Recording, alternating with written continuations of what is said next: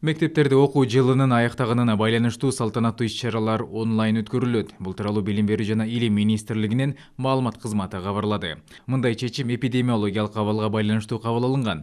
Окуу жылы республикада жалпы билим берүү уюмдарында 25 майда аяктайт.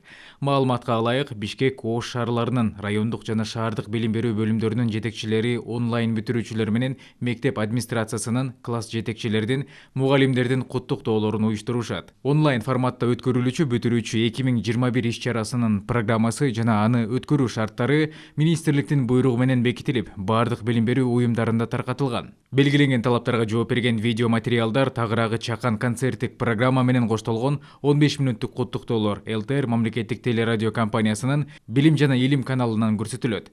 Ал эфирден 25 майда эртең мененки саат 10:00дөн 12:30га чейин берилет. Ошондой эле видео материалдар телеканал жана Билим берүү Илим министрлигинин социалдык тармактагы баракчасына жайгаштырылат.